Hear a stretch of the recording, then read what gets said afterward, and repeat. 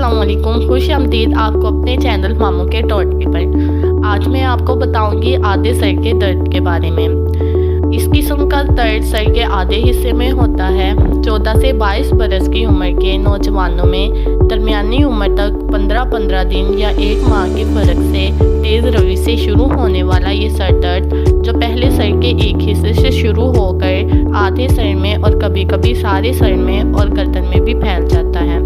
इस किस्म का सर दर्द बहुत तकलीफ में मुब्तला करता है। तो वीडियो शुरू करने से पहले अगर आप चैनल पर नए हैं तो चैनल को लाइक करें, सब्सक्राइब करें और शेयर करें। चलिए शुरू करते हैं।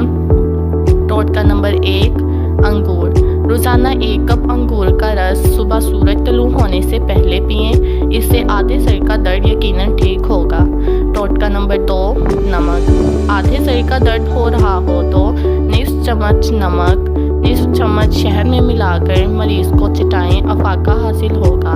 टोटका नंबर 3, दूध। आधे सर का दर्द सूरज के साथ भी घटता बढ़ता है।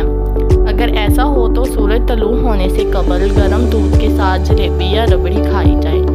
उम्मीद है आपको वीडियो अच्छी लगी। मज़ीद ऐसी वीडियोस देखने के लिए हमारे चैनल